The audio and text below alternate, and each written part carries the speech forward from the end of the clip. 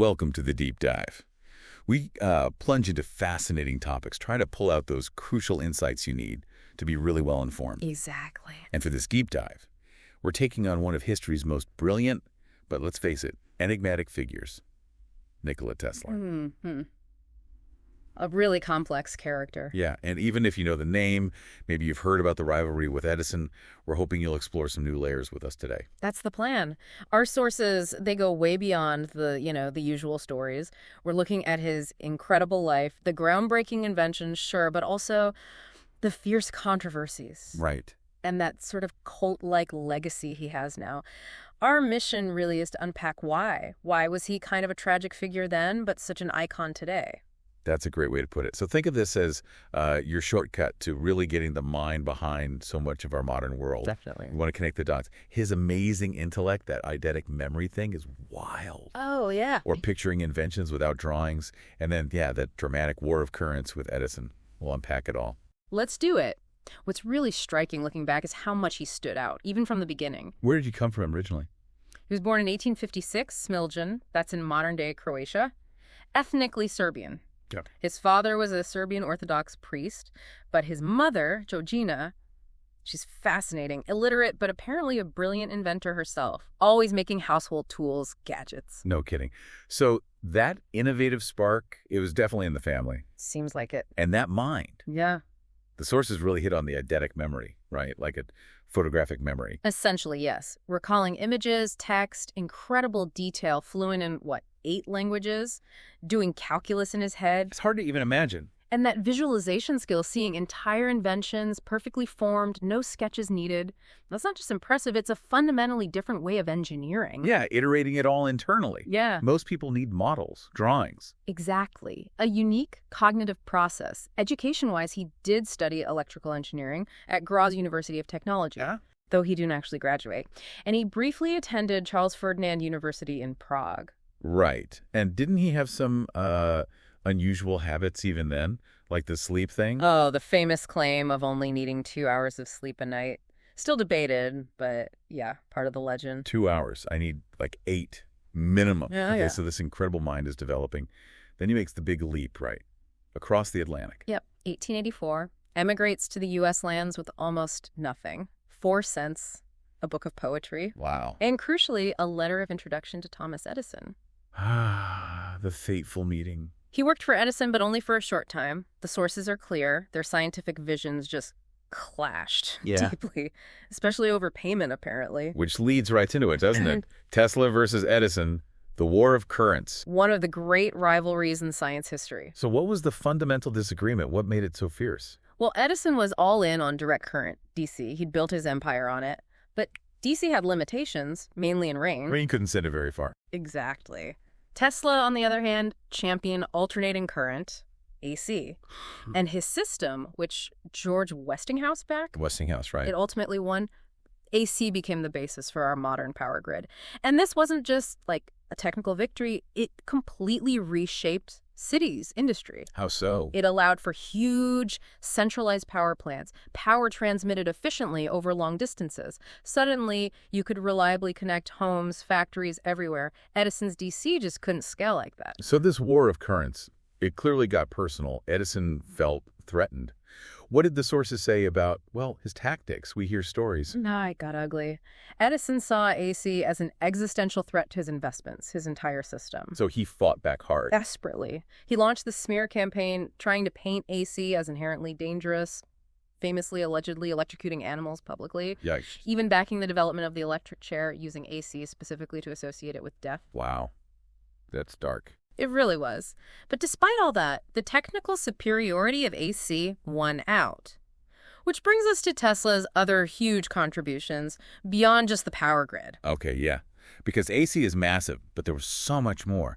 The list is kind of staggering, isn't it? It really is. Profoundly impactful stuff. So beyond AC, you have the Tesla coil. Right, the thing that makes big sparks. Kind of, yeah.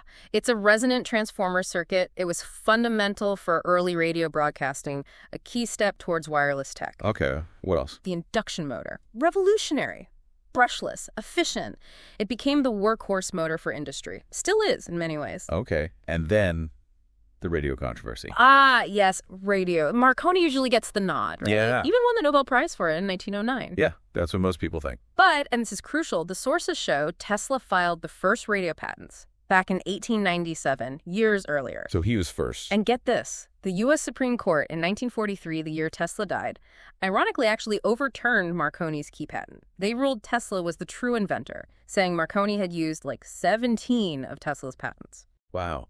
So vindicated, but only after he died. Exactly. A major historical correction. Way too late for him personally. That's incredible. Okay, what about some of the maybe more ambitious projects? The ones that didn't quite pan out, but still showed his vision. Right. Well, his huge focus was the wireless transmission of electricity. He did those famous experiments in Colorado Springs, trying to light bulbs wirelessly over distances. The dream of cutting the cord, basically. Pretty much. Yeah. And that led to his biggest dream project, the Wardenclyffe Tower on Long Island. Ah, yeah. I've seen pictures. Looked amazing. It was meant to transmit power wirelessly across the globe, a truly grand vision, huge structure, but the funding dried up. It ultimately failed. That must have been crushing for him, that huge tower just crumbling. It seems it was a massive blow, yeah, emotionally, financially. But even with that setback, his work on wireless did lead to practical things like remote control. He invented remote control.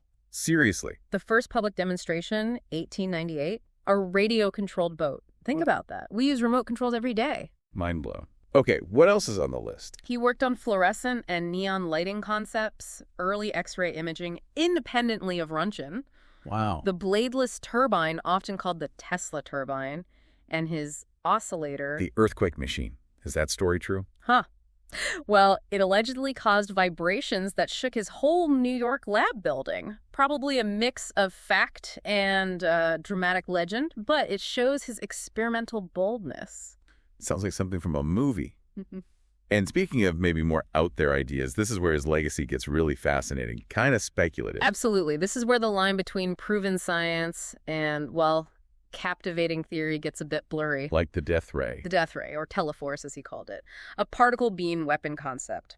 Powerful idea, but never demonstrated, never proven he actually built one. Okay, and what about free energy? That ties into his Earth resonance theory. He believed the Earth itself to conduct electrical energy, maybe transmit it globally without wires. It's a concept that fuels a lot of those modern free energy claims. Right. And didn't he think he'd heard from aliens? He claimed back in 1899 from his Colorado Springs lab that he'd received pattern signals. He speculated they might be from Mars. Met with skepticism, obviously, but it definitely adds to the mystique. For sure. And then there are the really fringe ideas, time travel, things like that. Persistent rumors, but zero conclusive evidence. Same with the free energy device claims.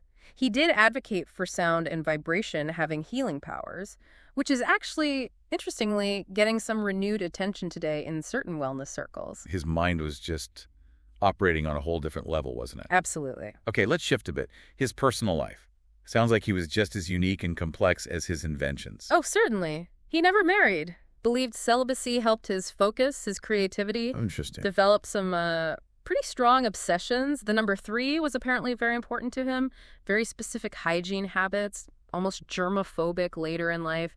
Exhibited behaviors that sound a lot like OCD. And the pigeons. Ah, yes. Later in life, especially, he developed this deep affection for pigeons in New York City.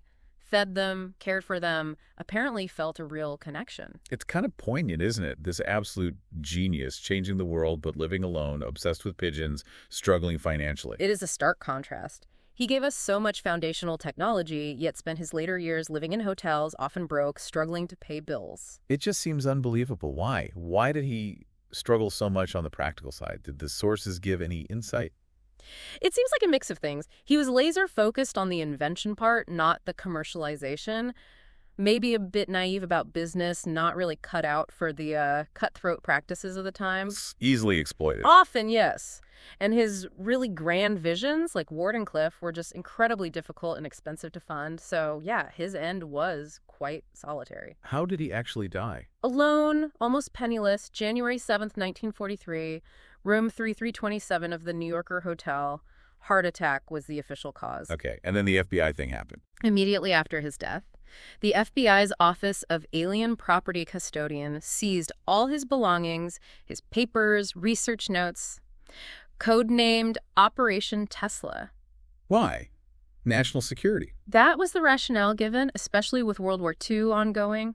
There was concern his ideas, particularly any potential weapons concepts like the death ray, could fall into the wrong hands. And what happened to those papers?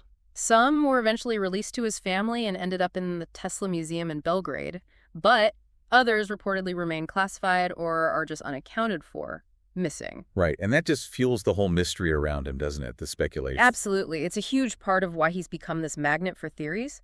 But despite that sort of sad, mysterious end, his legacy, thankfully, has just exploded in recent decades. He's definitely not underappreciated now. Not at all. Total cult icon status in many ways. The SI unit for magnetic flux density, the Tesla, named for him. Right. Elon Musk naming his company Tesla, Inc., a direct nod to his contributions to electrical science. Huge mainstream recognition there. And he's everywhere in pop culture books, films, documentaries, video games, his actual inventions. They underpin our power grids, wireless communication, robotics, so much electromagnetic research. That vision he had of a wirelessly connected world seemed like fantasy then. It's just our everyday reality now. Pretty much. It's impossible to imagine the modern world without him. But that FBI seizure, the missing papers, it does open the door to some of the more, let's say, speculative claims. It certainly does. And you hear them a lot. These popular, though unproven, ideas about Nikola Tesla's missing papers. Suggesting he found things that were covered up. Exactly. The official FBI line is nothing world-changing was found, but the theories persist. Free energy devices, anti-gravity technology, suppressed by governments or corporations. Weird stuff like the Philadelphia experiment. Rumors connect him to that alleged Navy teleportation experiment, though there's no verifiable link. Fringe theories even pop up about time machines. Again, pure speculation. Right. And more recently, there's been buzz because Donald Trump's uncle, John G. Trump. Yes, the MIT professor. He was actually the one who analyzed Tesla's seized papers for the government back in the 40s. That connection has definitely sparked a new wave of modern theories. It has. But it's really important, to distinguish between the historical record, the proven inventions, and these claims and theories. Critical thinking is key. Absolutely. Treat the speculation as speculation. But they definitely add to his enigmatic allure. And Tesla himself, he left us with some pretty profound quotes that capture his thinking. Yeah, like what? He famously said, if you want to find the secrets of the universe, think in terms of energy, frequency, and vibration. Wow. That sounds very Tesla. Doesn't it? And he had that one about his place in history. The present is theirs. The future for which I really worked is mine. Ooh, I like that. Captures the lack of contemporary recognition. And a pointed one, maybe aimed at Edison and others. I don't care that they stole my idea. I care that they don't have any of their own. Shots fired. Okay, so wrapping this up. Nikola Tesla, immense contributor. AC power, fundamental wireless concepts, remote control. The list goes on. Underpins so much of modern tech. But personally, faced huge struggles, underappreciated, often broke, died alone, only to get this massive, iconic status after his death. His impact on power, wireless, robotics, electromagnetism, it's undeniable. And his story, it really does highlight that difficult relationship, doesn't it, between visionary genius, getting society to accept new ideas, and just the practical challenges of making inventions real. Yeah, ideas that were dismissed, even ridiculed back then, now they literally power our world, shape our digital lives. It really makes you think, with the FBI seizing his papers, those persistent rumors of missing documents, maybe about free energy, anti-gravity, who knows? What else might he have discovered? What might still be hidden or unexplored? And how could that change how we see his legacy? Or even our own future? What does his story make you, listening right now, question about how we receive and remember genuinely groundbreaking ideas, especially ones that shake things up?